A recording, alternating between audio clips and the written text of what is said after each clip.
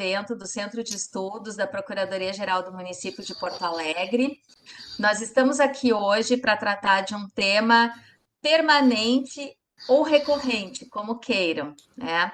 Nós vamos tratar hoje sobre a liberdade de expressão, que está sempre em voga quando entra a problemática das fake news, desinformação e, em contrapartida, as pessoas que alegam existir um direito de manifestação ampla, né? E, de outro lado, as pessoas têm o direito a receber a informação verdadeira.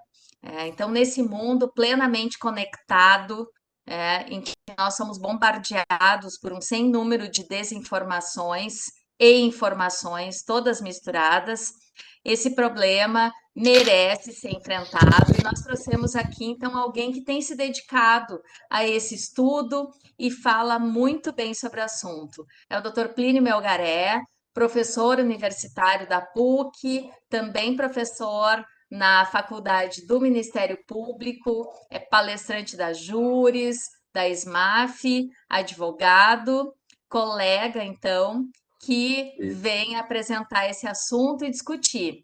Então, gente, sintam-se muito à vontade para fazer perguntas, elas serão apresentadas ao professor durante ou ao final da sua fala. Peço que mantenha os microfones mutados para o conforto de todos. E desde já, então, passo a palavra ao professor Plínio. Plínio, bom Bem, dia bom e a dia, palavra bom está dia, contigo. bom dia aos colegas que estão aí nesse auditório virtual. E claro que no primeiro momento eu já vejo alguns rostinhos conhecidos aqui de ex-alunos, né? E ex-alunas e até de famílias de ex-alunos lá da FMP, eu estou vendo aqui, né? É isso. Mas então, eu queria agradecer ao convite, né? Da Procuradoria do município aqui de Porto Alegre, da escola da PGM. E eu espero aqui, na verdade, estabelecer com vocês um diálogo, né? Já que estamos falando de liberdade de expressão, a ideia é a gente dialogar sobre a liberdade de expressão. Portanto, se sinto inteiramente à vontade de a qualquer momento encaminhar uma pergunta. A gente já combinou aqui com a organização que essas perguntas podem ser feitas durante o período em que eu estiver aqui falando ou depois, né?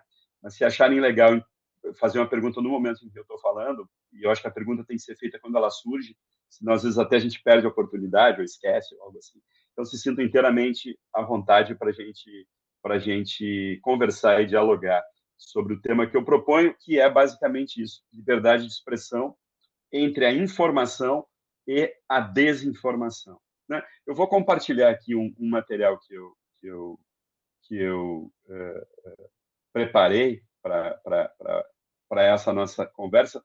Espero que estejam vendo aí o tema que eu preparei. Sim, está tudo certo? Só me deem um ok aí, me falem, por Tudo favor, se está certo. sendo tudo certo. Então, vamos lá. Vamos lá. Vejam que aqui nessa minha tela de apresentação, e eu coloco ali o meu perfil no Instagram, se quiserem seguir, tenho imensa alegria de, ali nesse espaço também, dialogar com todos que têm interesse sobre temas, em especial temas jurídicos, né? Vejam que eu coloco aqui um trecho de uma tela de um grande artista brasileiro, Otávio Roth, que se dedicou a fazer uma coleção relacionada aos direitos humanos. E aqui tem: todos os homens nascem livres e iguais, em dignidade, em consciência. E aí entra o tema da liberdade de expressão. Eu começo assim, isso talvez seja vício de professor, eu começo com uma rápida contextualização histórica do tema da liberdade de expressão. É claro que, se a gente for perceber, a liberdade de expressão talvez seja algo, talvez não, é algo inerente ao ser humano. Se a gente for lembrar daquelas pinturas rupestres nas cavernas, ali a gente já encontrava a liberdade de expressão. Quando os caçadores saíam e voltavam e desenhavam nas cavernas as suas caças, narravam ali, através daqueles desenhos rudimentares, a história das suas vidas, os seus rituais. Pois bem, ali já estava a liberdade de expressão. Evidente que não como um direito, mas como uma manifestação da personalidade humana. Ali, já nessas cavernas, nessas pinturas rupestres, a gente já encontra a liberdade de expressão sendo exercitada pelo ser humano. Bem, nesse contexto histórico, o que eu gostaria de destacar, e de repente pretendo ser mais rápido aqui, que a liberdade de expressão está vinculada à liberdade de a gente dizer algo. É isso, a liberdade de dizer algo.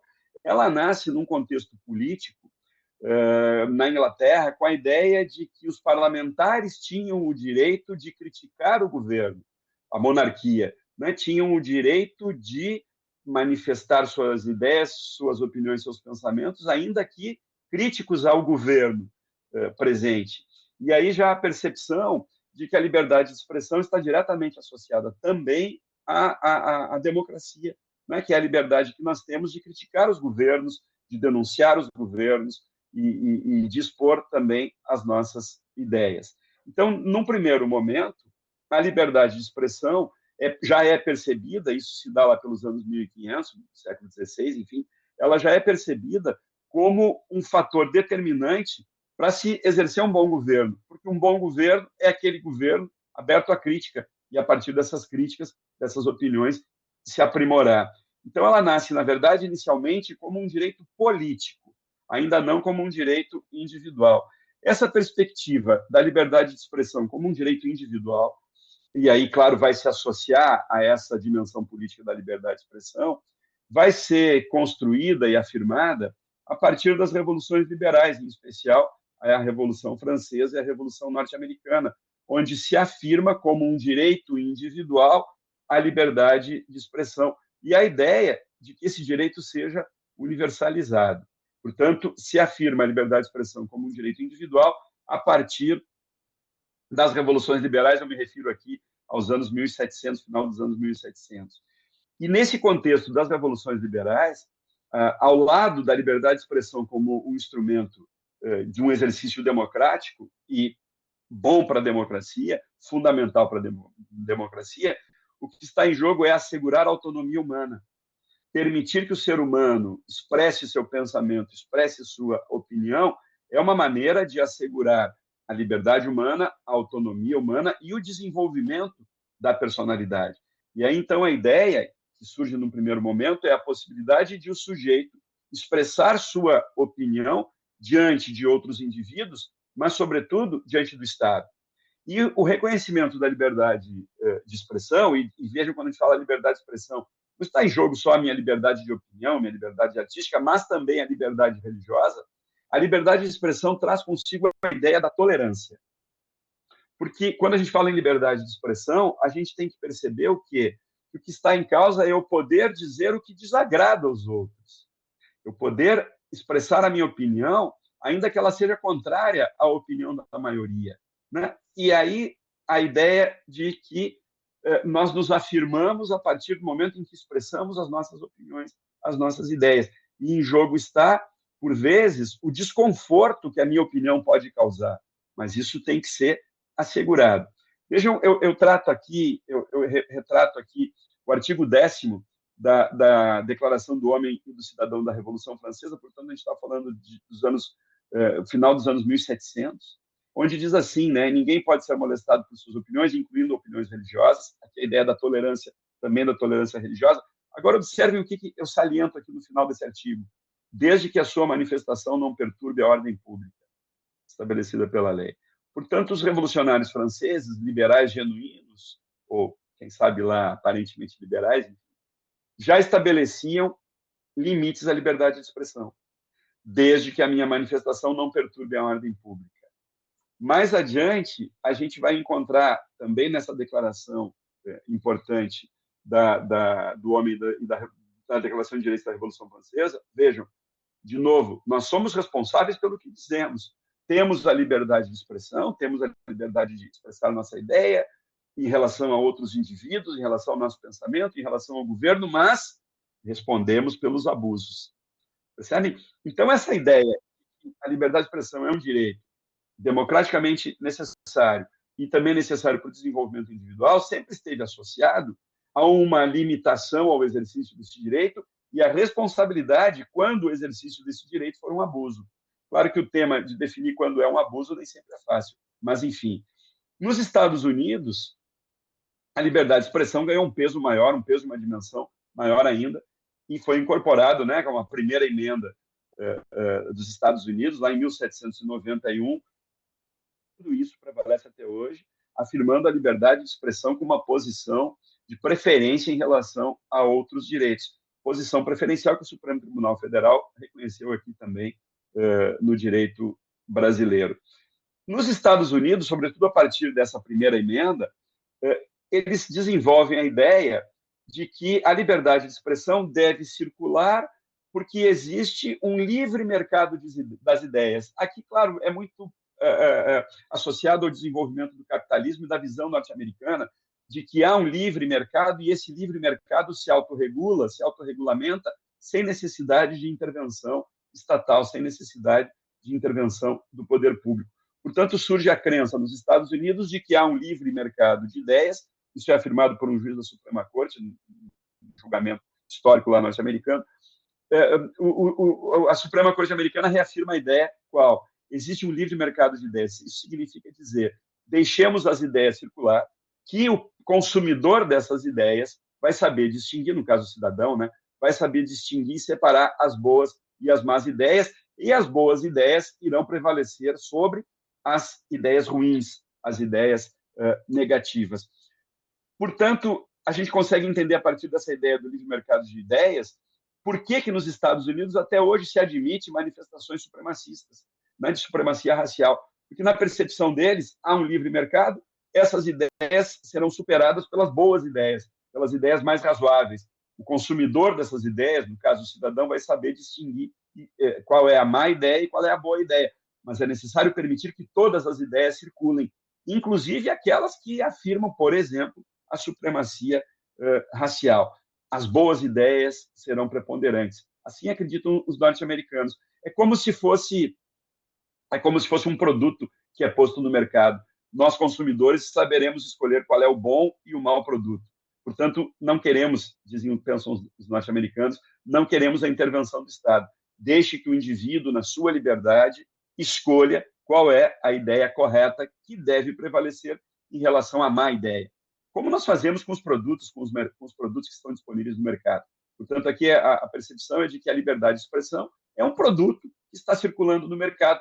Deixemos o consumidor decidir pela ideia correta. Evidente que aqui a gente pode perguntar, será que nós, consumidores, sabemos discernir e escolher o bom produto que está no mercado? Será que nós sabemos escolher a boa ideia? Será que na Alemanha nazista soube escolher a ideia correta nesse livre mercado de ideias? Será que esse mercado de ideias é efetivamente livre? Ou será que há algum controle, alguma manipulação desse mercado? Será que há uma relação simétrica entre os consumidores desse mercado? Não sei se me faço entender, mas eu deixo esses questionamentos até se os colegas tiverem algum ponto sobre isso, eu fico aberto para a gente conversar. Né? Plínio, Pois não. eu até queria aproveitar esse momento e esse gancho. Não sei se tu vais abordar isso mais adiante, mas isso me faz pensar também que para que as pessoas tenham liberdade, elas devem partir de um mesmo, elas devem ter o mesmo ponto de partida, ou seja, as mesmas condições econômicas, as mesmas condições, de vida, as Sem mesmas dúvida, condições de educação, ou seja, sem dúvida. me parece que esse pensamento propagado pelo ideal americano do mercado de ideias, ele pressupõe ou ele parte da noção de que há uma igualdade formal. Só que Perfeito. nós não É a temos ideia do igualdade liberalismo. material. Perfeito. É a ideia do liberalismo desenvolvido nos Estados Unidos, né? E que está centrado também numa perspectiva individualista da sociedade. E não considera, por isso que eu questiono, né, será que esse mercado é livre?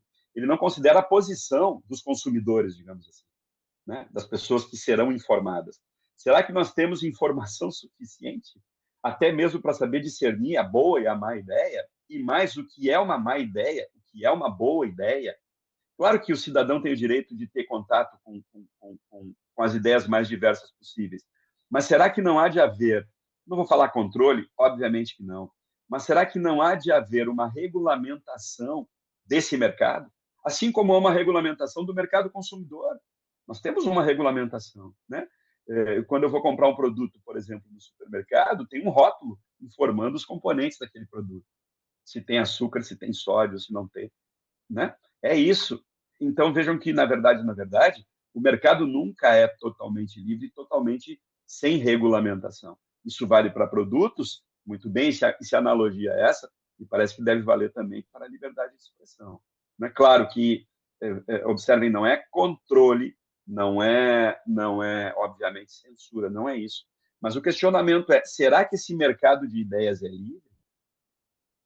Vejam, quando surge esse tema todo do livre mercado de ideias, e que nos Estados Unidos ainda prospera e prepondera, nós temos que perceber que, em termos comunicacionais, comunicativos, era uma época em que nós vivíamos uma escassez de informação. Quem é que produzia a educação? Vamos pensar assim, isso não é muito distante de nós. Até século XX e parte do século XXI, antes do desenvolvimento pleno da internet, quem é que divulgava informação? Aqui no Brasil, por exemplo, nós tínhamos algumas grandes empresas responsáveis por disseminar essa informação. Eu poderia me lembrar aqui das grandes redes de televisão, que no mais das vezes tinham os seus jornais, que no mais das vezes tinham suas rádios, e por aí se transmitia a informação. Então, todo esse contexto da liberdade de expressão está associado a um período de escassez informacional, onde poucos produziam informação, uma época em que um falava para muitos. Aqui eu acho muito interessante essa cena, que talvez alguém de uma geração aí como da minha, né, se perceba nessa imagem aqui. Ou seja, uma família inteira em volta da televisão. Era isso que acontecia até o século XX e, quem sabe, aí parte do século XXI. Aí a ideia de um falar para muitos. Tinha a televisão, tinha o apresentador do programa, e ali nós nos sentávamos em frente da televisão para receber as informações. Evidente que essas informações não eram absolutas, não eram plenas, e evidente que essas informações eram escassas, porque o mundo é muito maior do que pode aparecer num programa de televisão, né? Essa escassez informacional, porque a informação era propagada por essas grandes companhias, grandes empresas de televisão, havia, portanto, poucos atores que difundiam a informação, isso gerava uma disputa para estar presente nesses ambientes, para poder participar do debate público, né? Porque senão eu ficava alijado do debate público. Então, nessa mídia tradicional, havia poucos atores, e aí esses atores o cenário onde esses atores participavam era dominado por grandes grupos empresariais. Bem, até aqui, o que eu gostaria de deixar uma espécie de resumo, de síntese de aspectos importantes do que eu falei até aqui, na minha percepção. O objetivo da liberdade de expressão, nesse contexto, digamos assim, até o século XX, início do século XXI. Afirmar a autonomia humana, resguardar, proteger o indivíduo da censura, né? E a liberdade de expressão vista como um instrumento para a defesa e afirmação da democracia. E aí vem o que foi dito aqui há pouco, né? A liberdade de expressão exige uma esfera pública livre e inclusiva. Esse é o tema da liberdade de expressão, porque ela não pode ser para poucos, ela tem que ser para todos, né? Aqui eu trago a capa de um livro de um grande autor, o Mário Vargas Llosa, Prêmio Nobel de Literatura, um grande autor, um grande escritor. E o livro dele é Tempos Ásperos. Tempos Ásperos. Ele conta que é um romance histórico, uma leitura agradabilíssima, como, em geral, são os livros do Vargas Llosa. Ele narra aqui a história de um golpe de Estado ocorrido na Guatemala. E esse golpe de Estado, no meados do século XX, esse golpe de Estado, na percepção dele, impactou toda a América Latina, em especial a região do Caribe, e nasceu de uma fake news, nasceu de uma desinformação. O que aconteceu? Um candidato com viés esquerdista, ideologicamente vinculado à esquerda, ganha as eleições, e aí vem a fake news disseminada por grupos econômicos de que esse cara era comunista, né, esse candidato eleito. E aí acaba tendo um golpe, derrubando esse candidato eleito democraticamente, em razão dessa desinformação, da mentira de que ele seria comunista. Isso serve, e eu insiro esse tema, apenas para a gente perceber que o fenômeno da desinformação não é novo, né? A gente poderia, sim, estabelecer uma linha evolutiva da desinformação. Ela já existia antes de Cristo. Depois, no século XV, com a invenção da imprensa, ela ganha uma propagação. Mas agora a gente tem que compreender a desinformação na sociedade em rede que vivemos, numa sociedade hiperconectada, né? Numa sociedade, e aqui a alteração do contexto, né? Nós temos que agora compreender a liberdade de expressão, não mais naquele ambiente analógico, onde um falava para poucos, onde a esfera pública era dominada pela televisão, pelo rádio e por jornais, no mais das vezes todos pertencentes ao mesmo grupo, portanto havia um oligopólio da transmissão da informação. Nós temos que compreender a liberdade de expressão aqui, no ambiente digital. Claro, como ponto de partida, a democracia. Sempre que se fala em liberdade de expressão, vinculado a ela, um regime democrático. Porque a liberdade de expressão só encontra espaço se vivermos numa democracia. Então, quando a gente fala em liberdade de expressão, o ponto de partida qual é? O livre de liberdade individual. O que está em jogo aqui? Eu peço que os colegas, que os amigos, que as amigas que estão aí no outro lado da tela, pensem o seguinte. Pensem, eu faço esse jogo aqui. Pensem num cantor, numa cantora, num compositor, num poeta, numa poeta, num autor, num filme que vocês tenham visto e que impacte a vida de vocês. Eu aqui digo, faço uma confissão aqui, digo, por exemplo, se eu nunca tivesse escutado o Caetano Veloso, eu não seria quem eu sou.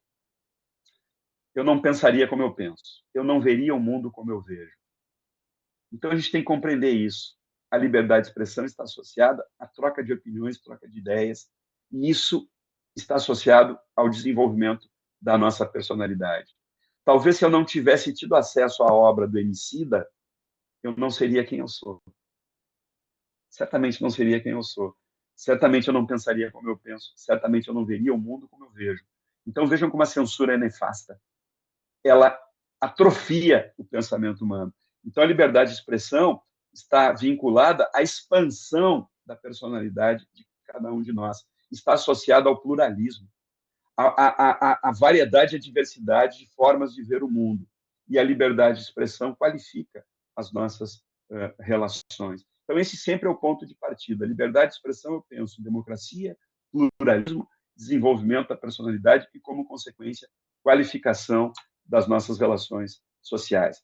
Agora, vamos lá. Como é que nós inserimos tudo isso em um mundo em transformação, em um mundo cada vez mais conectado, onde a informação está na palma da nossa mão, né? Nós temos que compreender que o ambiente comunicativo do século XXI é muito diferente do que tínhamos até agora, com o desenvolvimento, sobretudo, da tecnologia digital, da tecnologia da informação e da internet, né? E aí vejam o seguinte, nós temos hoje uma possibilidade maior de encontrarmos espaço para exercermos a nossa liberdade de expressão. Há uma abundância do discurso. Isso a gente percebe, me parece, né? Todos nós podemos ter essa experiência, essa percepção. Quanta informação eu recebo. Eu sou bombardeado por informações o dia inteiro, 24 horas do dia. O meu celular agora aqui está dando notificações, né? Acendendo aquela luzinha ali, dizendo que eu estou recebendo mensagens, que saíram notícias novas. De onde? Nas redes sociais, produzidas por quem? Sei eu lá por quem, por qualquer um de nós, por todos nós. Então, há uma abundância do discurso. Há uma abundância do discurso. Nós estamos neste meio, né? A forma do discurso. Hoje, pensem, por exemplo, no TikTok, como ele impactou a forma do nosso discurso. A internet revolucionou toda a dinâmica da liberdade de expressão, do processo de produção de informação. Nós temos uma quantidade de fontes de informação, as mais infinitas praticamente, e o contato é com o mundo todo. A quantidade de informação disponível hoje é imensurável, é imensurável. E eu não preciso ir atrás dessa informação. Antes eu tinha que ligar a televisão, ver. Já ouviram falar nele? No Cid Moreira, ver o Sérgio Chapelin, o que eles iam dizer de informação, ver o Silvio Santos, o que ele ia trazer como informação, né? Ver o Chacrinha para saber lá o que estava acontecendo na televisão. e tudo mais. Hoje eu não preciso ir mais atrás da informação. A informação vem até mim. Ela vem para mim sem eu procurar, porque no meu celular vem notificações, porque eu participo de uma rede social, porque eu tenho comunidades no Instagram, no Telegram, no WhatsApp, e a informação chega. E aí o paradoxo.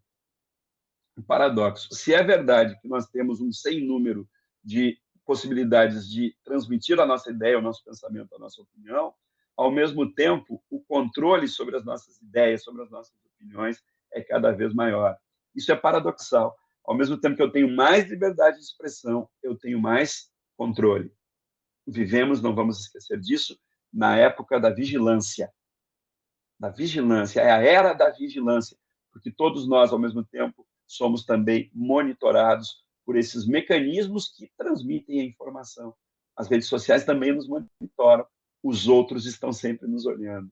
E isso muda também o modo de nós sermos. E basta eu fazer uma pergunta muito simples aqui.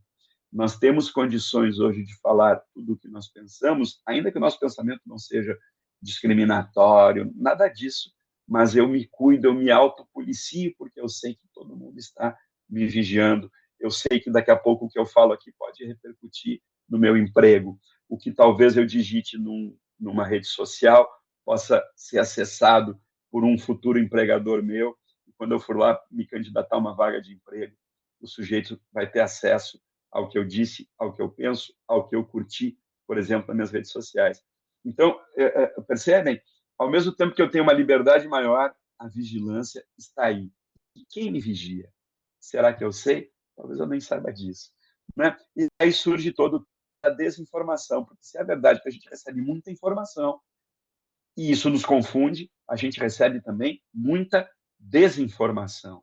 Nós vivemos recentemente aqui um período eleitoral em que a desinformação foi geral, né? Foi muito massiva. A Argentina agora está passando por um processo eleitoral e os argentinos já perceberam também o quê?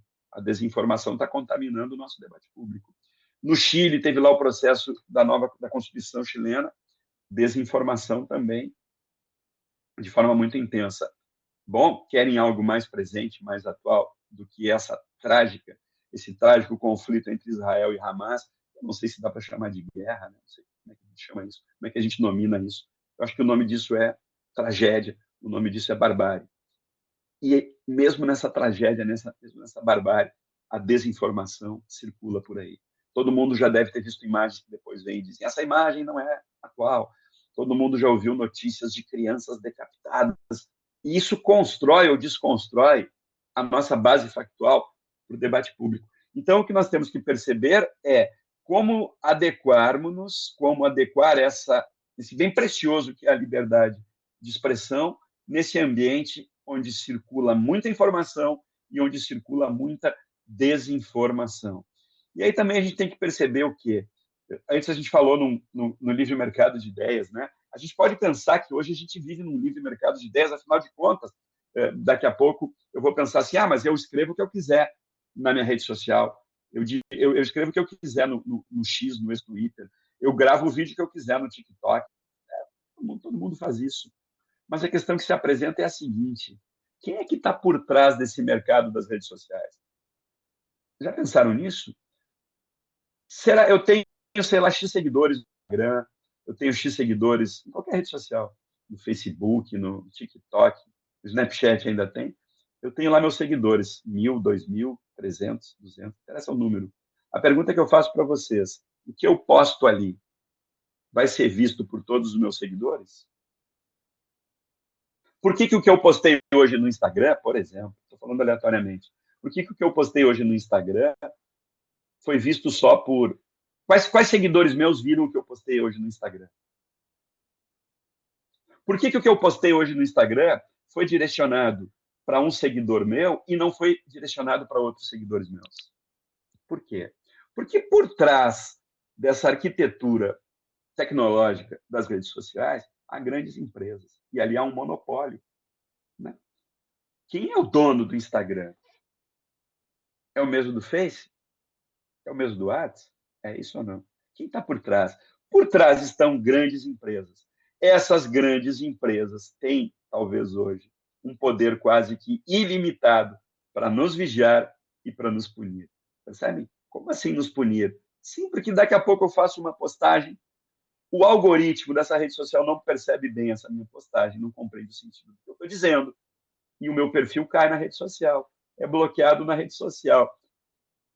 Ou então, o que eu postei não vai ter a divulgação que eu esperava. Eu fiz uma postagem com um textão, com um conteúdo maravilhoso. Quem leu esse meu texto?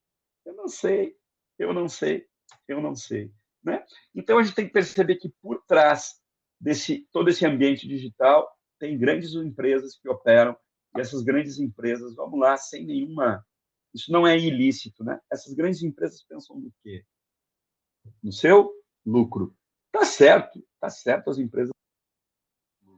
Mas a gente tem que compreender, então, a liberdade de expressão, voltando a esse tema, diante de uma sociedade em rede. E aqui tem uma obra de um autor espanhol, Manuel Castells, que é quem traz, talvez, para o grande público essa expressão, a sociedade em rede.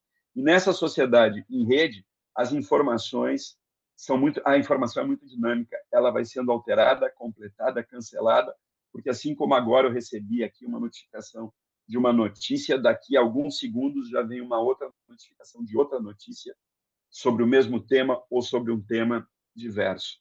Né? Eu recebo uma mensagem no meu grupo de WhatsApp, eu já transmito isso para minha rede social, para um grupo que eu tenho no Telegram, para um grupo que eu tenho, sei lá onde, para o meu perfil do Instagram, e as informações vão se processando e todos nós vamos disseminando, espalhando mais informações. Agora, percebam, nesse mercado, nessa arquitetura que opera essas grandes empresas que estão por trás de onde hoje a gente expressa a nossa opinião, pensamento e liberdade, não há compromisso com a verdade. Esse é o tema. Não há compromisso com a veracidade, muitas vezes sequer com a verossimilhança. Tudo por quê? Porque o que se quer nas redes sociais, all we need is like. Né? Não é mais all we need is love, se foi esse tempo. Hoje é o tempo do all we need is like. É isso. Nós temos que curtir, compartilhar, e é isso que monetiza, e é isso que faz girar esse mercado, entre aspas, muitas aspas, livre das ideias que circulam na rede social. Não há compromisso com a veracidade. O que importa é o compartilhamento e o quanto aquela postagem vai repercutir, sendo verdade ou sendo mentira. Claro que vocês podem aqui questionar, mas o que é a verdade? Né? Será que eu sou o cara que sei a verdade? Eu que vou dizer a verdade? E aqui me parece que a gente tem que estabelecer uma questão muito importante. Quando eu estou falando aqui em verdade, é evidente que eu não estou falando de verdades filosóficas, de verdades transcendentais. Não, não é isso. Mas eu me refiro à verdade factual, ao fato. E o fato é objetivo. O fato é objetivo. Essa verdade factual é que sofre um processo de erosão nesse mundo dominado pelos algoritmos e pela tecnologia. A verdade factual. Quando eu me refiro à verdade factual, eu estou falando do quê? A Hannah Arendt tem lá um exemplo. Ela trata desse tema num texto Verdade e Política, um texto que está disponível na internet, interessantíssimo. Ela diz isso. Existe uma verdade factual. Por exemplo, eu não posso dizer, Hannah Arendt falando, eu não posso dizer que os judeus, que o Holocausto não existiu. Eu não posso dizer isso. Eu não posso dizer que os alemães nos campos de concentração. Se eu for trazer aqui para a nossa realidade, eu não posso dizer que os negros escravizaram os brancos. Isso é um fato. Isso é a verdade factual. Evidente que eu posso ter interpretações e opiniões sobre o fato. Então, vamos lá. Nós vivemos um período ditatorial iniciado em 64. Isso é fato. Essa é a verdade factual. Eu posso ter opiniões sobre isso. E essas opiniões podem circular livremente. Então, eu posso lá dizer a ditadura foi ótima. Tá bem, é a visão que... Eu não sei o que digo isso, tá? É a visão que o sujeito tem, é a experiência que ele tem. Para ele, no tempo da ditadura, foi tudo maravilhoso. Tá bem, tá ótimo. Não tá ótimo, mas, enfim, deixa o cara dizer isso. Essa é a opinião dele, essa é a percepção dele. Agora, o que não dá é dizer que não houve ditaduras. A opinião que eu vou ter sobre o fato é minha e eu tenho o direito de ter opinião, eu bem entender, ainda que ela seja completamente irrazoável, irracional, absurda, esdrúxula, mas é a minha opinião, eu tenho o direito de tê-la e de dizê-la, de exteriorizar, né? As pessoas que avaliem como quiserem. Isso não pode ser restringido. Agora, o compromisso com a verdade factual, aí sim, esse deve ser exigido. E é aí que entram as fake news. Né? É aí que entram as fake news. A fake news não é querer combater fake news, não é querer combater a minha opinião. Não, não é isso. É querer combater a desinformação que atinge a realidade factual, que corrompe a realidade factual. E claro que a minha opinião vai ser formada factual. E se ela for corrompida, vai corromper a minha própria opinião. A gente tem que perceber o quê? Tem um autor muito interessante, Nigel Warburton. Ele diz o quê? Na internet prevalece o anonimato. Então a gente pode criar informações e ficamos escondidos no anonimato da internet. Isso favorece o quê? Não só a desinformação, mas a venda de materiais ilegais, de materiais perigosos, ou como, por exemplo, a propagação do discurso de ódio ou da pornografia infantil. As redes de pedofilia estão aí e elas se movimentam muito por esse ambiente virtual. Falta de Sim. qualidade, pois não. A propósito dessa colocação que tu fizeste, que a gente tem liberdade para divulgar, que a gente não pode negar fatos, a gente pode expressar a opinião sobre esses fatos, né? Só que, e aí eu entro na questão do discurso de ódio, porque muitas vezes a pessoa confunde o manifestar a sua opinião sobre a, a, a escravização no Brasil, ou sobre o extermínio de judeus, ou sobre. Ela externa isso colocando como um dos lados, como sendo o herói ou o bandido, né? E Claro, talvez isso vai, digamos assim, estimular o ódio ou aos é, judeus, ou aos esse, alemães, ou aos brancos, ou aos negros, né? esse é Isso um outro ponto. estimula. Esse é um outro elemento limitador da liberdade de expressão, né? O discurso de ódio. Eu posso, de uma forma genérica, aqui dizer o quê? O direito penal trata disso e limita, sim, a nossa liberdade de expressão. Então, eu posso ter a minha opinião, ter o meu pensamento, mas é evidente que ele tem limites. A gente já viu que esses limites foram estabelecidos desde a Revolução Francesa. Né? Eu não posso ter prejuízo à ordem pública, evidentemente que eu não posso cometer crime, liberdade de expressão, e aí entra o discurso de ódio, o discurso segregacionista ou de alguma supremacia. Isso é um É, outro elemento até eu limitador da tenho liberdade de expressão. um exemplo concreto que eu ouvi esses dias foi de uma veiculação a propósito da tragédia que nós temos ali na faixa de Gaza, e algumas pessoas veiculando um texto antigo de 2008, como se ele tivesse sido produzido agora, né? E falando sobre o extermínio de judeus, que foi outra tragédia humana, mas colocando que o extermínio de judeus foi negativo, porque, enfim, tivemos tantos, e nominou quantos judeus foram prêmio Nobel, e do outro lado colocou o número de muçulmanos, bem menor, que também foram prêmio Nobel. Quase como querendo dizer, olha aqui, judeu tu não pode exterminar, mas muçulmano tu pode, porque isso não vai afetar o mundo, afeta o mundo judeus, porque eles tiveram ideias maravilhosas que foram São premiadas. mais Então inteligentes. são mais inteligentes. Então tem um discurso bárbaro de ódio baseado em fatos, né? Mas então Sim, usam os aí, fatos aí, para veicular um discurso de ódio e dizer aí que qual é um o dos fenômeno? lados da história está certo. Aí, isso é um outro fenômeno que é abrangido pelo conceito de fake news. Há conclusões erradas a partir de fatos verdadeiros. Né? Então, sim, é verdade. Tivemos vários judeus que ganharam o prêmio Nobel, muçulmanos menos. Brasileiros quantos? Aí, a partir desse fato, eu chego a uma conclusão. Né? Sim, parte O que é fake de news? falsas premissas. Fake news. Dentro do conceito de fake news. Deixa eu aqui, vejo então, nesse ambiente digital não há controle de qualidade. É isso que tu estás dizendo. Qualquer pessoa consegue postar qualquer coisa na internet, ainda que seja uma inverdade. Um outro fenômeno da internet: pessoas antissociais encontram sua alma gêmea. Prestem atenção nessa imagem aqui, acho que todos viram. Olha o que é isso. Lembram lá quando teve a invasão do Capitólio?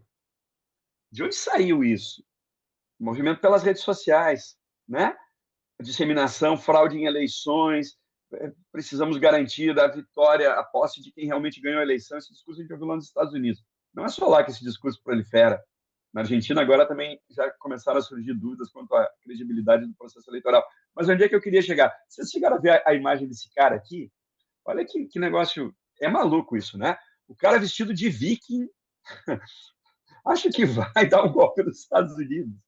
Acho que vai derrubar a democracia americana, sujeito vestido de viking. Eu acho que é um viking isso, com uma pele ali, sei lá o que é isso. Mas esses caras, onde é que estavam esses caras? Como é que esses caras se encontraram? Se encontraram nesse mundo anônimo e sem controle nenhum das redes sociais. E aí eles se encorajam, né, para praticar os atos que praticaram. Nós tivemos aqui o nosso 8 de janeiro, né, quanta gente se reuniu ali e por onde. Bom, aqui eu reproduzo uma frase que na internet diz que é do escritor Vitor Hugo. Eu não sei se é, não sei se é fake isso. Não conseguia ver a fonte original. Mas quem sabe lá, né? Tudo quanto aumenta a liberdade, aumenta a responsabilidade. Portanto, se eu tenho mais liberdade para me expressar, a minha responsabilidade também tem que aumentar, né? A internet potencializa a nossa audiência, potencializa quem nos ouve, quem nos vê. Portanto, os danos são muito maiores. Os danos podem ser muitos maiores.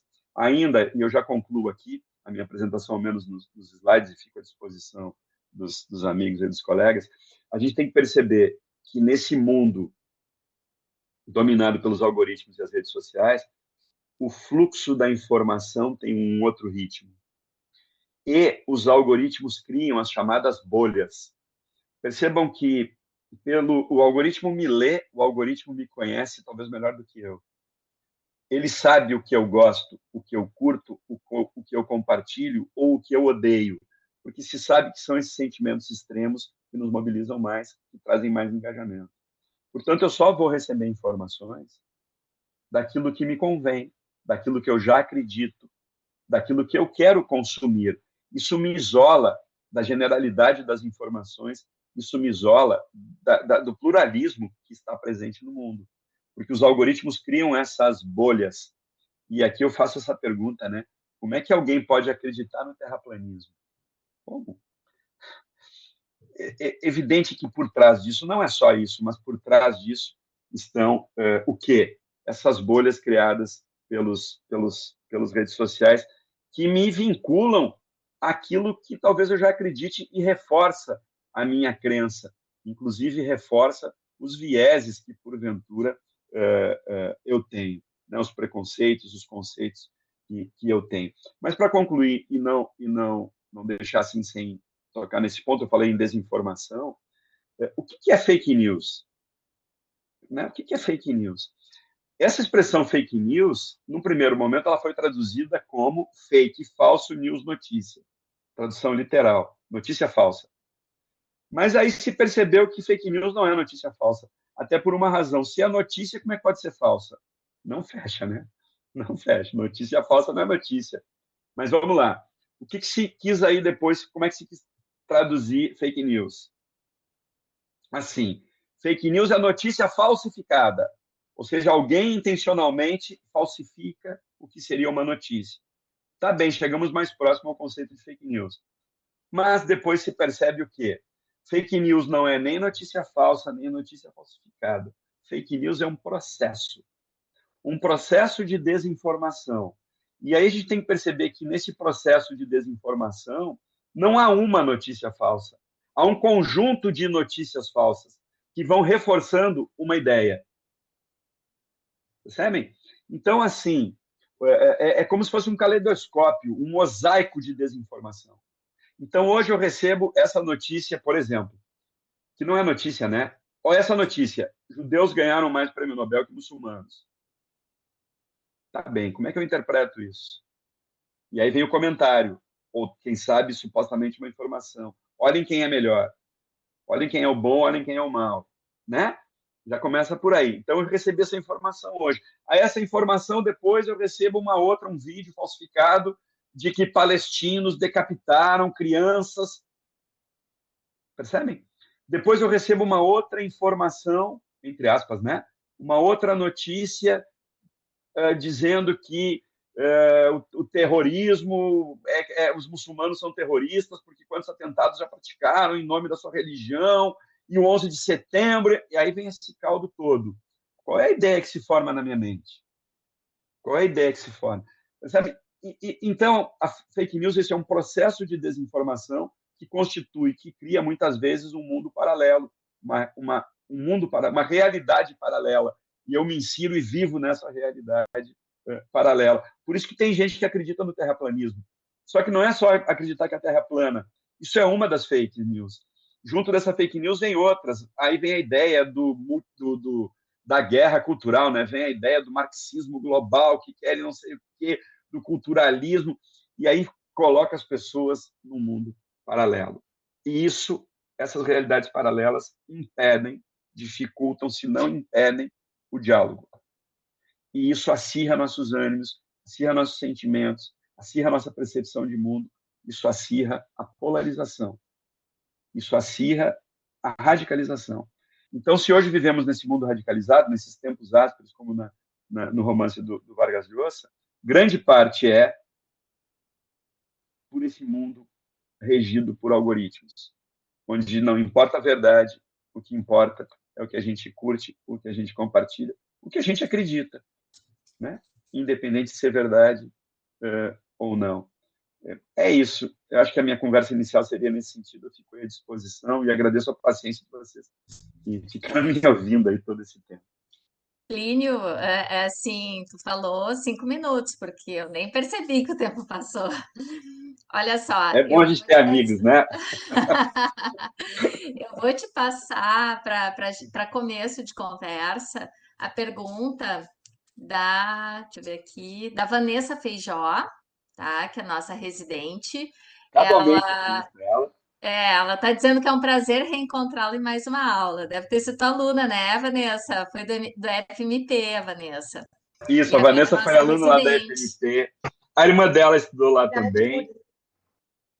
Né? Bom, Uma família de muito valor.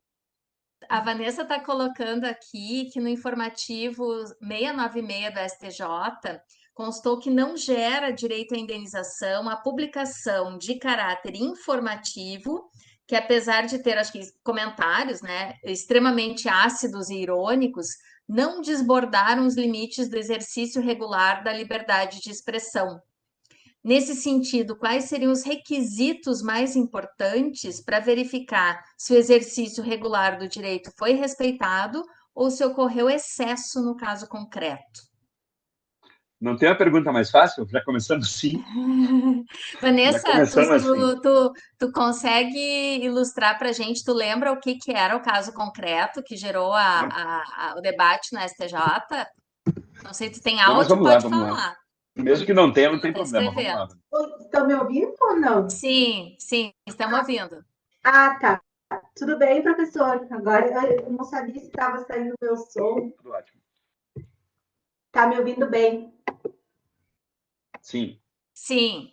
Tá bem. O caso que saiu nesse informativo, tá, foi uma situação que as pessoas públicas estavam sendo submetidas à exposição da sua vida. Autoridades públicas, né?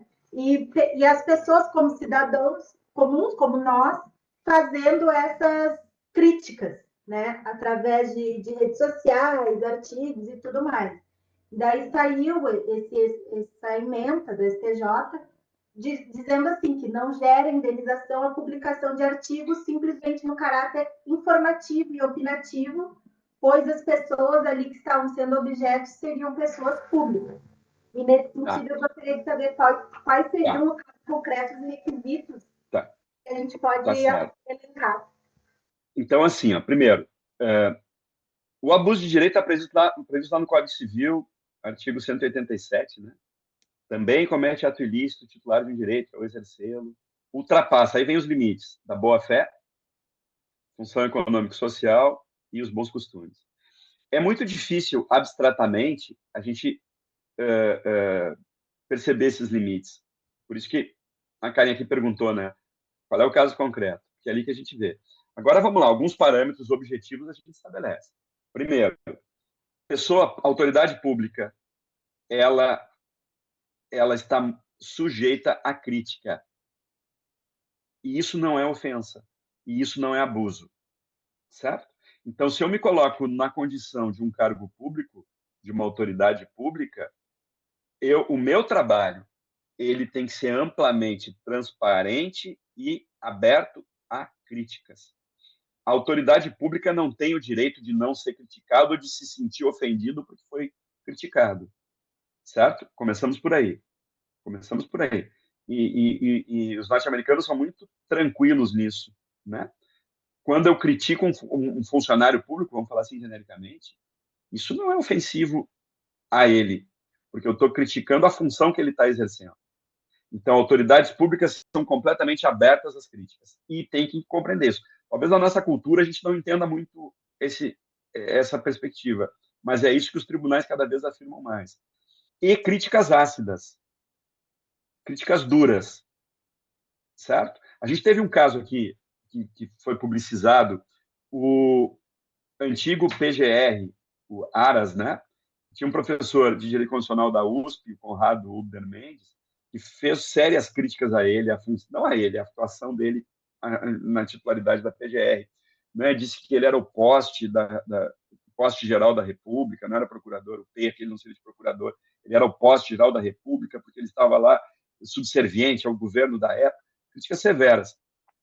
Ele foi processado, foi denunciado, não foi adiante esse processo, nem chegou a ser processado. O juiz já de plano, o judiciário de plano, não aceitou a oferta ali da acusação da denúncia, porque, meu amigo, o senhor é procurador-geral da República, aceite as críticas. Aceite. Ah, mas ele está me chamando de poste. Está bem, eu como cidadão tenho esse direito. Evidente que quem é criticado não gosta, mas a gente tem que saber. Tem uma música do Caetano Veloso que ele diz assim, cada um sabe a dor e a delícia de ser o que é. Então deve ser uma delícia ser procurador-geral da República. Imagino que seja.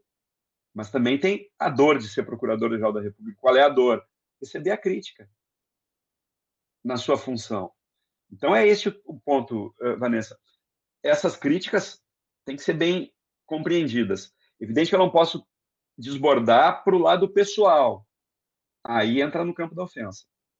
Mas se for na função, totalmente aberto à crítica. Eu não posso passar para o lado pessoal. Aí é ofensa, né? Aí é ofensa. Agora, claro, nem sempre abstratamente não é fácil definir o limite da liberdade de expressão e até onde a minha crítica pode ir. Mas se tratando de autoridade pública, eu parto sempre de qual pressuposto? A crítica está correta. Correta que eu quero dizer, ela tem que circular. Entende? Se eu critico lá um funcionário público e digo que o sujeito é incompetente e o cara é o cara mais competente do mundo, minha crítica está errada, mas a minha opinião tem que circular. Entende o que eu quero dizer? Uhum. Isso não é ofensivo a ele. Eu estou criticando a função. E a função é pública. A função é pública. E a gente tem que aceitar. Posso gostar ou não. Lembra, a liberdade de expressão é o direito de eu dizer o que desagrada ao público em geral ou a alguém especificamente. Eu não gosto de ouvir críticas a mim, ao meu trabalho, mas eu tenho que aceitar que um aluno meu, que uma aluna minha, diga sua aula é péssima. Tá bem? Eu tenho que aceitar. Gosto de ouvir isso? Não gosto. Mas eu tenho que aceitar a opinião da pessoa. Percebe? Eu não posso processar a pessoa porque ela acha a minha aula ruim. Né? Não posso, eu tenho que aceitar. Gosto? Não gosto, mas faz parte. Percebe? Então, sendo alguém que exerce uma função pública, a crítica não sendo de ordem pessoal, a crítica é total. Tanto é, olha que interessante, aqui no Brasil a gente tem o crime de desacato. Né? O policial me faz uma abordagem na rua, ou o azulzinho, né? O agente de trânsito, e conforme o que eu digo, ele vai me processar por desacato. Existe, né, o crime de desacato. Vocês sabem que em vários países o crime de desacato não existe, porque eu tenho o direito de criticar o policial que me abordou, isso não é desacato.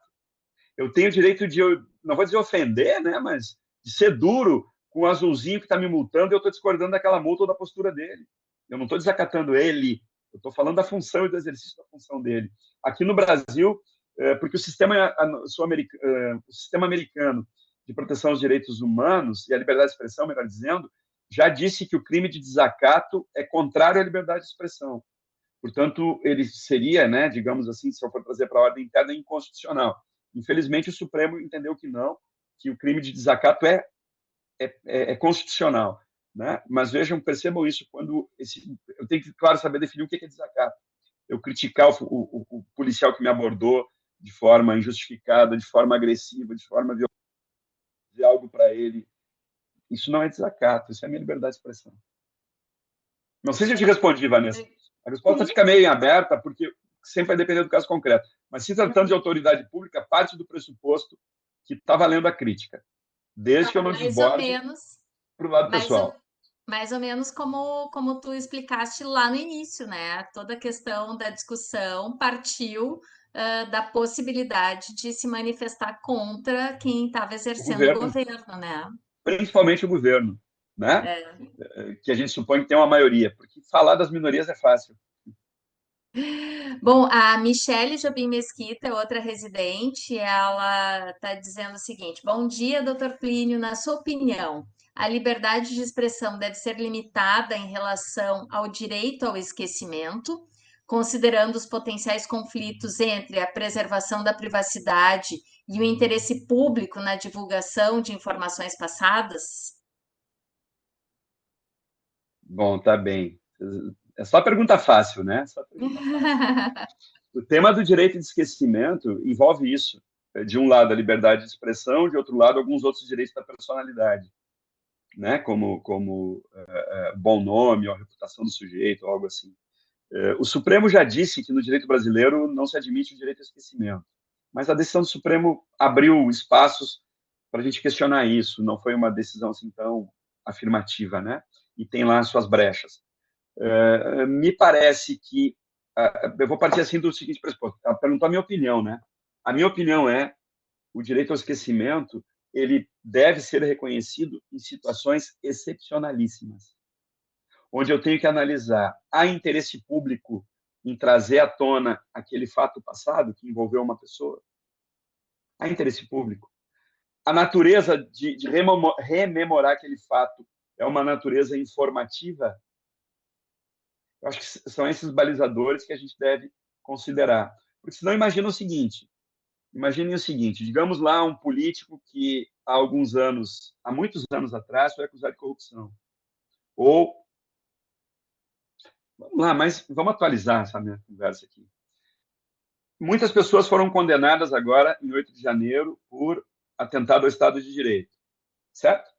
Eu não quero entrar no mérito se está certa a decisão ou está errada, eu estou partindo da decisão. Pronto, então tem lá, fulano de tal, Beltrano, Cicrano, foram condenados em 8 de janeiro de 2023, pelos atos praticados em 8 de janeiro de 2023 pelo Supremo Tribunal Federal. Tá bem, isso é um fato histórico. Isso é um fato histórico. Daqui a 20, 30 anos, podemos contar esse fato? Ou as pessoas envolvidas podem alegar direito ao esquecimento e não contar esses fatos? Aqui eu posso fazer esse balanço, essa ponderação, esse equilíbrio. Né? O que importa? Ou o que importará daqui a 20 anos? Eu estou falando 20, mas é menos, é 5, 10, 15. Né? O que importa? O fato ou o nome das pessoas? Então, talvez possa ser correto veicular o fato sem dizer o nome. Talvez. Eu não preciso dizer que o João da Silva foi condenado porque ele foi lá e depredou o Palácio do Planalto, quebrou o relógio do imperador. Talvez eu não precise dizer o nome, mas talvez eu vá dizer o quê? Em 8 de janeiro houve esses atos. Vocês estão me fazendo entender. Talvez eu possa preservar o nome dos sujeitos envolvidos, porque talvez não interesse quem estava lá. Agora, se quem estava lá era uma pessoa pública, bom, aí tem interesse em dizer. O deputado tal, o senador tal, o ex-presidente tal, o ex-ministro tal, estava envolvido, fomentando, financiando, o empresário tal financiado, aí vai ter interesse público. Então, acho que dá para estabelecer essa régua né, esse parâmetro. Mas, assim, em tese, eu sempre tenho que pensar que, na minha opinião, que deve prevalecer a liberdade de expressão. Com esses contornos, tem fins informativos, não é com objetivo depreciativo, né? Não é com objetivo de depreciar a vida de alguém, não estou invadindo a privacidade da pessoa. É isso, é isso. Me parece que esses seriam os contornos aí que a gente poderia estabelecer. E tem um outro aspecto, a gente não pode confundir direito ao esquecimento com direito à desindexação. Direito ao esquecimento é o direito que eu tenho, perdão, de que um fato da minha vida seja esquecido, porque ele não diz respeito ao interesse público, diz respeito à minha vida, certo? Agora, direito à desindexação é outro aspecto. Por exemplo, digamos que em um dado momento da minha vida eu estive envolvido numa situação que não que me é desabonadora, tá bem? Eu não quero mais que no Google, quando coloque o meu nome e aquele termo, a notícia reapareça. Não sei se eu me faço entender. Por exemplo, digamos que uma atriz, no início da sua carreira, tinha feito um filme onde ela mantinha relações sexuais com uma criança. Certo? A gente até já lembra o nome. Pronto. Aí eu digito o nome dessa atriz e pedofilia. Eu digito o nome dessa atriz e pedofilia, vai aparecer isso. Ela talvez tenha o direito de dizer: eu não quero que o meu nome esteja associado à pedofilia. Direito à desindexação, entende? Tira do índice meu nome e pedofilia. Isso não é direito ao esquecimento, isso é outro direito. Sim. Professor Plínio, e voltando àquela questão da regulação, tá? Que a gente teve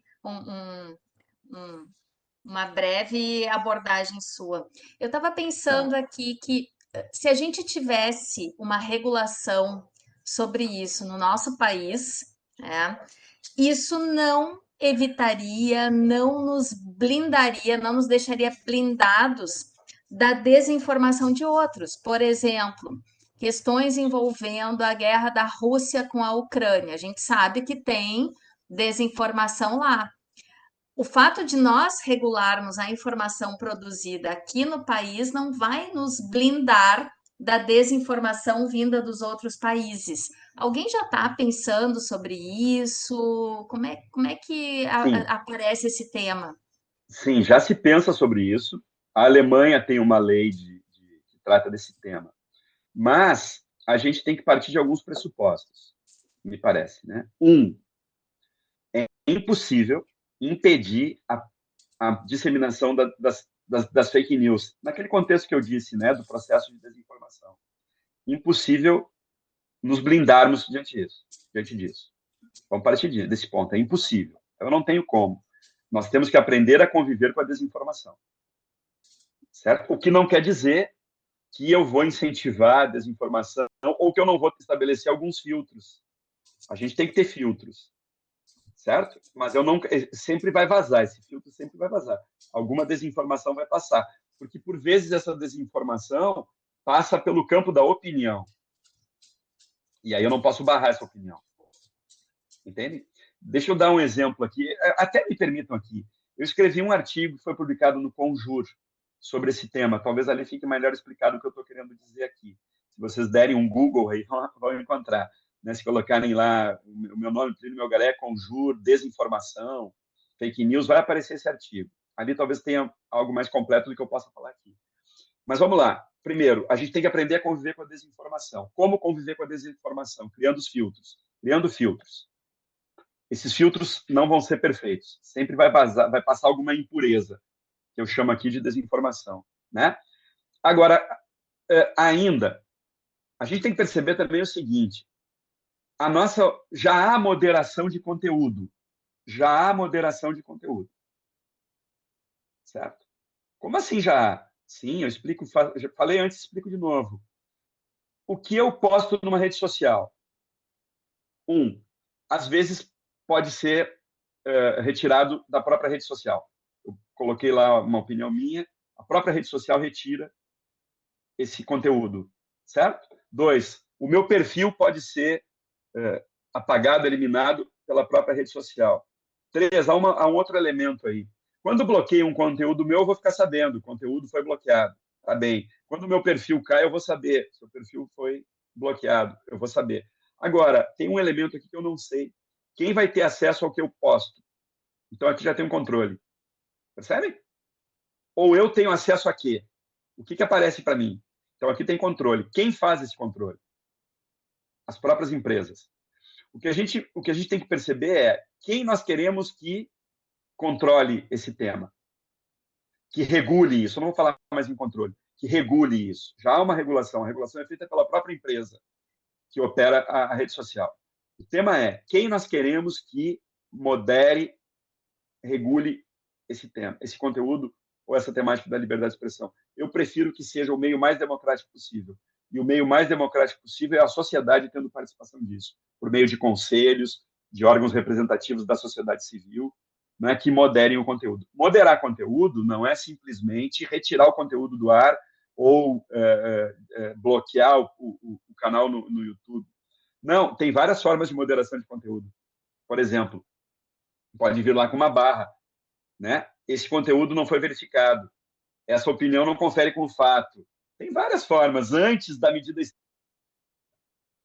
o que eu postei, percebe? Agora, como é que se faz isso? Não tem resposta absoluta. Por quê? Porque a tecnologia vai estar sempre adiante da regulação. É tipo, eu não estou dizendo que é exatamente igual, mas é tipo combater o crime. A gente está sempre atrás do criminoso e o criminoso está sempre inventando formas novas de cometer o seu crime. Então, nesse processo... Echa la trampa. Exato. Então, nesse processo da desinformação, nós vamos estreitando os filtros, a tecnologia vai criando caminhos para burlar esse filtro. Então, não tem como, temos que conviver com isso, criar meios. Eventos como esse ajudam a criar uma cultura digital, que é isso que a gente precisa ter. Né? Cultura digital, de eu checar as informações, de eu saber como é danoso eu retransmitir algo que eu estou vendo que é falso, como isso é prejudicial. Isso é uma questão de conscientização. Claro que a educação demora muito tempo e só a educação não resolve os problemas do mundo, né? Só a educação não resolve. Mas a educação é um grande caminho. Agora, a gente tem que pensar nesses outros filtros de se estabelecer essas barreiras da desinformação. Mas vamos lá, não tem como impedir, não tem como evitar. Nunca teve, cada vez vai ter menos. Né? E o que eu gostaria de ressaltar, como eu disse antes, a desinformação sempre esteve presente na nossa vida, seja no Brasil, seja em todos os países do mundo.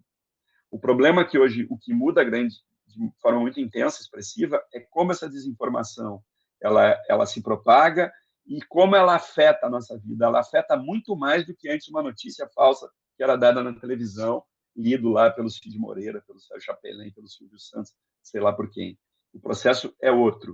O processo é outro. Ele é mais profundo e ele é mais internalizado por nós, criando essas realidades paralelas. Mas, assim, eu não sei se te respondi, Karen, mas não tem saída. Tem que aprender a conviver com a desinformação e criar barreiras, criar filtros. Mas sempre vai vazar.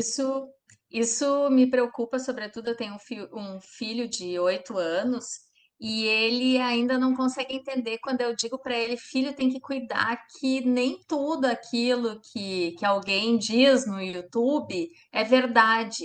E aí ele me vem com a pergunta mostrando que a criança é altamente suscetível. Ele diz assim: mas mamãe, por que que alguém ia no YouTube mentir? Pronto. Né? Então, Então, isso mostra o quanto as nossas crianças estão expostas, né? Então, eu aí simplesmente eu peguei e bloqueei o YouTube. é isso. E isso é uma ação de parentalidade, né? De exercício da parentalidade. Né? Eu É isso. tentei conversar, eu pensei assim, não tem ainda maturidade para entender, eu vou exercer o papel regulatório aqui em casa. Exatamente, é isso Então, vai mesmo. ficar para mais tarde. É exatamente isso. E não há nenhum problema nisso, né? São os pais, a mãe, exercendo essa função de se responsabilizar pelos seus filhos, né? Da educação deles. Mas esse é o ponto. Eu costumo dizer assim, fruto de fake news, aqui no Brasil tem um projeto de lei discutindo esse tema da regulação das redes sociais, né? Do conteúdo. Sim. Aí, fruto de fake news, esse projeto de lei ficou com o nome de PL das fake news. O projeto de lei não tinha nada a ver com fake news, não era isso. E se dizia o quê? Querem estabelecer a censura no Brasil. porque o governo agora vai controlar o que eu vou dizer, né? Vai ter o Ministério da Verdade, 1984, George Orwell, se estivesse vivo hoje, né? Ele deve estar se revoltando lá, se revolvendo na túmulo, tudo fake. Quem lê o projeto de lei vai ver que não tem nada de censura, não tem nada disso. Tem uma tentativa de regular esse mercado, que é um mercado, todos os mercados são regulados, né? Eu aqui estou tomando um café. Quem produz café é regulado, né?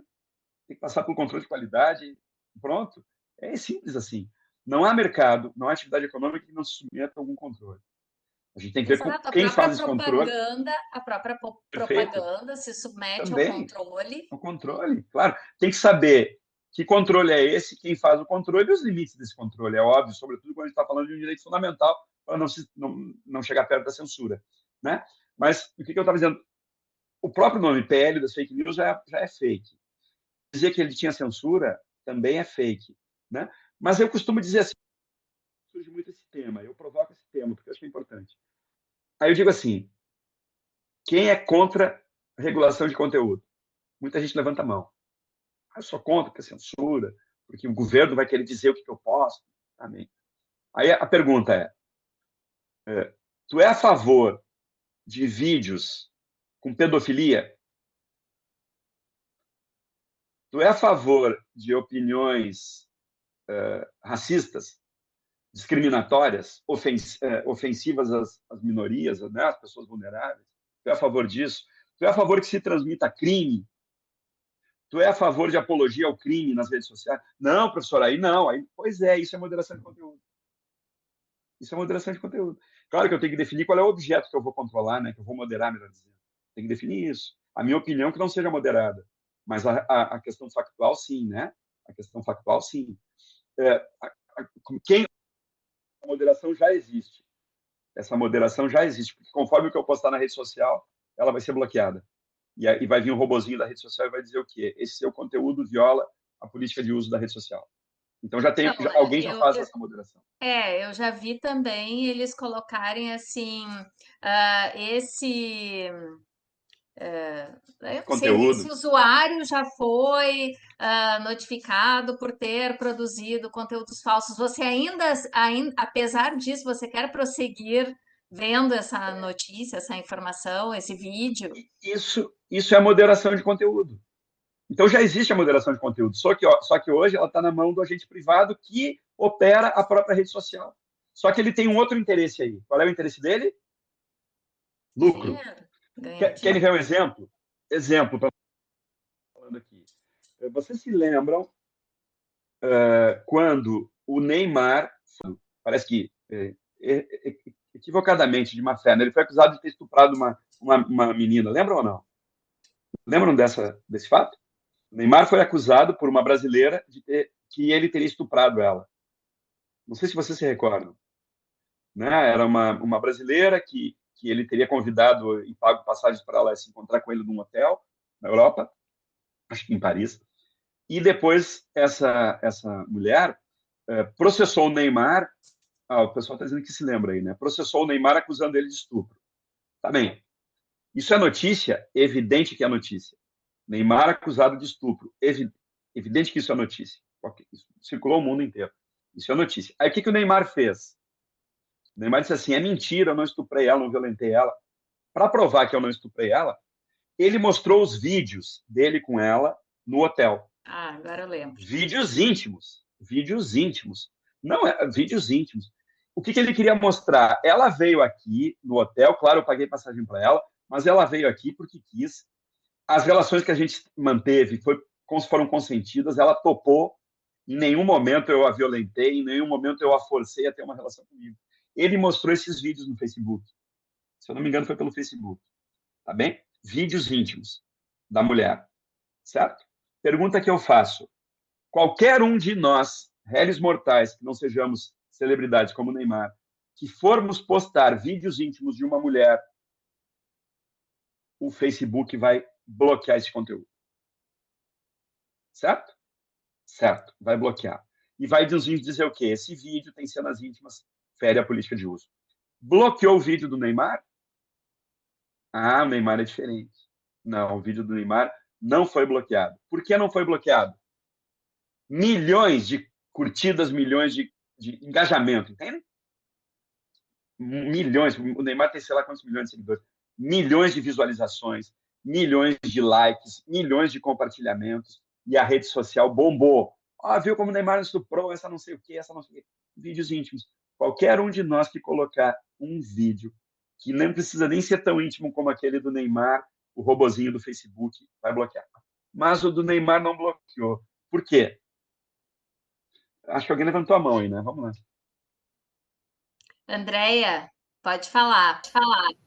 Oi, gente, bom dia. Eu sou um peixe fora d'água aqui, porque eu sou da comunicação, mas, né, por óbvio, esse assunto me interessa muito. E eu só queria comentar que a gente acabou de sair de um congresso brasileiro de comunicação pública, no qual a carta de encerramento do congresso começa justamente com a frase que ninguém defende um direito que não conhece.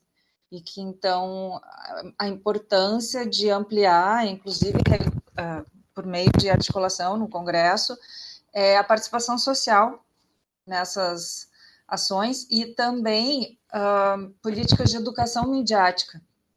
Foi muito falado sobre isso, né? Daí, no caso, para que não haja esse tipo de distorção, como o professor comentou, da questão das pessoas acharem que controle social seria censura, e aí ter essa visão dúbia de não entender exatamente, né? Então, eu só queria dar essa contribuição que os profissionais da comunicação, especialmente da comunicação pública, eles têm uma visão muito alinhada com o que foi dito aqui hoje. Perfeito. E vocês da tribo e da comunicação não são peixe fora d'água, não. Vocês são um cardume que estão nessa água também. Não, eu sou aqui, né? Aqui, nesse povo que está aqui. Tá legal, entendi. E esse tema afeta muito os comunicadores, né? Até porque também processo de fake news houve um processo de descrédito em relação aos jornalistas. Total. Aquela história da mídia tradicional, que só mostra o que piada, não sei quem. Isso trouxe um descrédito aos comunicadores sérios, à profissão do jornalismo. E a gente vai pagar um preço por isso. A gente já paga um preço por isso. Né? Porque, e antes a Karen tinha perguntado ali de como controlar essa desinformação. Eu acho que esse é um outro ponto. Incentivar o jornalismo. Não saber que youtuber não é jornalista. Saber que influencer não é jornalista. Ele não tem formação, ele não tem comprometimento. O jornalista tem comprometimento, porque o jornalista pode ser responsabilizado. E é responsabilizado. Né? Aí entra o tema do princípio da boa-fé, que eu tinha falado antes, quando a Vanessa perguntou, eu falei do artigo 187. O jornalista sabe que ele tem que checar a informação antes de divulgar. O jornalista sabe que ele só pode divulgar o que tiver essa natureza informativa, que guarde alguma verossimilhança. Ele sabe. Né? O jornalista não vai dizer, olhem, pessoal, viram que a Terra é plana. O jornalista não vai dizer. Influência. Né? No caso dos...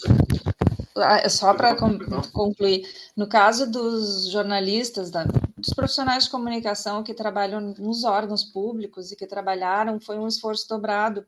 Posso dar como exemplo a questão da pandemia, porque instituições como a própria Secretaria Municipal da Saúde, outras secretarias, a Anvisa, Fiocruz, Butantan, tinham que estar divulgando e, ao mesmo tempo, desmentindo outras informações. Então, acabava sendo realmente uma atribuição muito forte dos profissionais que atuam em órgãos públicos. É um trabalho dobrado, porque, além de informar, tu tem que ver o que está circulando de desinformação e combater a desinformação. Primeiro, a gente nunca vai conseguir, né? Porque quando tu combate uma notícia falsa aqui, ou já saíram 10 outras, quem leu a notícia falsa não vai te ler, não vai ler o desmentido. E se lê o desmentido, é uma notícia falsa. Porque aí vem, por exemplo, no caso da pandemia, tu falaste, né? E as vacinas. Aí vem lá uma notícia informativa. Olha, não há nada que comprove que as vacinas são eficazes. Aí vem a fake. Mas e o interesse da indústria farmacêutica? Né? Pronto. Mas e o interesse dos chineses que estão por aí? Né? a China, que o vírus chinês. Pronto, aí criou esse mundo paralelo, e é difícil entrar nesse mundo paralelo ou querer fazer com que a pessoa perceba que ela está no mundo paralelo. Vocês não viram o depoimento de muitas dessas pessoas que foram presas lá em 8 de janeiro? Elas diziam o quê? Nós acreditávamos que teria um golpe. Nós acreditávamos que o exército ia vir aqui. Nós estamos decepcionados que os militares não. É isso por quê? Porque eles receberam uma carga de informações que haveria apoio militar ao que eles tentaram fazer. Né? Nós acreditávamos. Mundo paralelo total. Mundo paralelo total. Como é que se produz esse mundo paralelo? Não é com uma notícia falsa. Não é com uma notícia falsa. Aí vem aquilo que eu falei, é um processo de desinformação, que começa desde aquela primeira noticiazinha, entre aspas, que aparentemente não tem maldade nenhuma.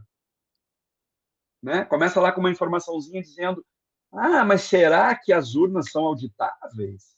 Aí já botou a minhoca na minha cabeça, né? Do cara que quer acreditar. Aí começa assim, aí depois vem uma outra. Ah, eu ouvi dizer que na eleição tal, né, a urna tal tinha problema, ouvi dizer. É nem sempre isso, né? Aí chama lá um especialista argentino para dar uma explicação sobre... E aí começa. Aí vai formando essa realidade paralela, que é o que a gente enfrenta hoje. Né? Que é o que a gente enfrenta hoje.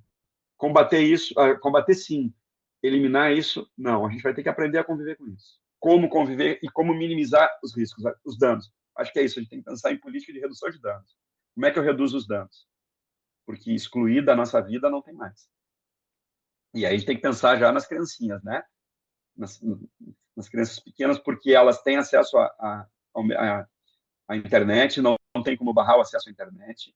Ele está aí. Por exemplo, né, eu também tenho uma filha de 8 anos. Então, tá bem, eu consigo que aqui em casa ela não assista o YouTube, digamos, né? Consigo. Mas ela vai na casa do amiguinho dela, da amiguinha dela. E aí? No colégio, que tem um celular com acesso ao YouTube. Ela tem coleguinhas dela que já são youtubers. E aí? Então, ela vai ver o YouTube. Talvez na minha frente não, né? Mas ela vai ver o YouTube. Vai assistir o YouTube. Então, eu tenho que tentar educar. Agora, é redução de danos. Então, eu consigo, talvez aqui, na minha frente, impedir que ela acesse o YouTube. Porque quando eu saio para o trabalho, eu não sei o que ela está vendo. Né? Mas pelo menos ela teve um exemplo em casa. Bom, em casa é proibido. E aquilo fica na mente, dizendo sem assim, dúvida. Tem alguma coisa que leva meu pai a não gostar. Sem dúvida, sem dúvida. É deixar essa pulga atrás da orelha. Sem dúvida, e só para dizer como as informações entre aspas, às vezes tão singelas, podem também contaminar os ambientes, porque elas vão se transformando em avalanche. Eu lembro de uma situação vivida agora recentemente no Rio Grande do Sul por conta das grandes enchentes e da tragédia no Vale do Taquari, onde eu tenho parentes. E ali, uma das coisas que eu ouvi de um familiar assim mais distante é: não, isso aí aconteceu, na verdade, porque abriram as comportas de uma barragem. Não é desastre ambiental como estão dizendo. Então, como isso se propaga para diminuir a questão do dano ambiental e que nós não estamos cuidando da natureza. E aí percebe, isso não é opinião, né? Isso é a questão da verdade factual. Exatamente. Por quê? Porque aquela pessoa, e é uma pessoa que realmente recebe aquelas informações conforme o algoritmo e reiteradamente reproduz esse tipo de desinformação. Perfeito. Aí, olha só, por que essa pessoa recebeu essa informação e tu não recebeste? Exato. Eu não recebi essa informação. Agora, essa pessoa recebeu. Porque o algoritmo sabe o que eu acredito, o que eu quero ver, né? Ele sabe disso. Não é ingenuidade aí. E não é também teoria da conspiração. Ele sabe disso. E não é só, a enchente aconteceu porque foi aberta uma barragem. Primeira notícia. Segunda notícia. Quem construiu essas barragens? Foi no governo do partido tal. Começa a disseminação do processo de desinformação. Né? Assim como também a outra desinformação. Ah, não, o governo federal não vai liberar verbas porque o presidente está viajando. e ele quer vir aqui para fazer demagogia. Teve essa Uhum. desinformação também. Né? Teve também. E aí vai montando, perceba o quadro que vai montando, as barragens foram abertas, as barragens foram construídas pelo partido, pelo PT, o presidente do PT não vai vir aqui só quando ele puder obter vantagem política, e aí então os alimentos e as doações não vão ser entregues, percebem? Vai construindo todo um mosaico de desinformação, né? Aí na minha cabeça vai montando esse mundo paralelo. É isso. Exatamente. Aí tem que vir o prefeito dizer, não, as doações já chegaram, nós já estamos distribuindo, né? É a verdade factual que vai sendo minada, e aí a construção do mundo paralelo, da realidade paralela. E dialogar com realidades paralelas é muito difícil. Então, o grande problema das fake news é que ela traz uma erosão da nossa base comum da verdade factual. E é isso. E tem comprovações de psicólogos, enfim, tem um livro do Daniel Kahneman, um cara que é um prêmio Nobel, Pensar Rápido, Pensa Devagar. Rápido, devagar, duas formas de De pensar. pensar. Isso. Um certo trecho ali do livro, ele diz isso. E não é só ele quem diz isso. O ser humano tem uma grande necessidade de pertencimento. Eu preciso pertencer a um grupo. Nós temos essa necessidade.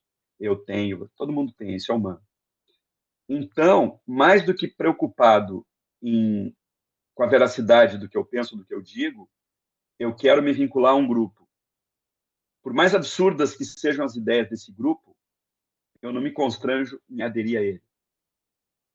Porque aí eu tenho pertencimento. Entende? Não sei se eu me fiz entender. Então, eu acredito que a Terra é plana porque tem um grupo que acredita que a Terra é plana e eu pertenço a esse grupo. E ali eu sou acolhido e ali eu pertenço àquela tribo. E aí quem for querer me provar que a Terra é redonda, quer destruir o meu mundo. E com esse cara eu não vou dialogar. Aí vem a guerra. Guerra que eu digo o embate, né, entre as ideias e o radicalismo. Né? A radicalização dos pensamentos. Porque aí é um mundo contra o outro. E o cara vai pensar o quê? Eu que sou maluco de dizer que a Terra é redonda. Ou eu não tenho provas que a Terra é redonda. E aí vai, né? Agora, como é que eu vou convencer o cara que a Terra é redonda? Não tem como. Se eu mostrar uma Eu foto, acho essa que foto é adulterada. Isso é como foi a Lua, mas como é que a bandeirinha estava tremulando, se a Lua não tem vento? Não tem como. Difícil. E por aí vai, né? Eu acho que o mais importante é a gente seguir disseminando que a gente tem espaços como esse para discutir, debater, esclarecer as pessoas cada vez mais, né? E assim como tu fazes, também trabalhar com educação. Eu acredito muito na educação e acho que essa é uma missão e é uma das formas da gente conseguir não impedir totalmente, mas melhorar as condições em que a gente recebe dados, informações, notícias, verdades ou Perfeito. inverdades. Perfeito. É isso. E que cada um tem a sua opinião, né? Exatamente, que a gente deve se respeitar e não estimular o ódio entre as opiniões diferentes sobre fatos reais. É isso. A base factual. Essa é uma verdade factual. Isso a gente não pode perder, senão a gente fica sem chão. Gente, eu acho que com isso nós podemos dar por encerrada essa nossa conversa maravilhosa com o Plínio Melgaré. Plínio, eu tenho muito a agradecer pela tua participação aqui hoje. Pessoal, esse vídeo deve ir ao YouTube, demora um pouquinho, mas em breve devemos ter. Se inscrevam no canal do YouTube da PGM.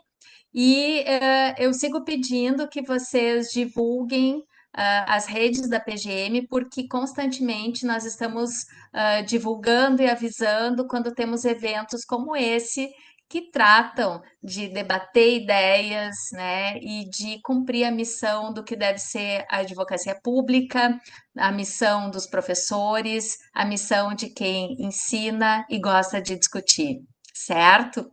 Para aqueles que aguardam o certificado, em cerca de 10 dias úteis, eles devem estar chegando no seu e-mail. Plínio, és bem-vindo sempre que tu quiseres aqui discutir com a gente. e muito obrigada pela conversa de hoje. O pessoal aqui agradecendo também, a Fernanda, o Paulo, a Dolores, a Vanessa, a Aline Cardoso, a Isadora, enfim, um monte de gente aqui cumprimentando pela aula que tivemos. Muito Ah, obrigada.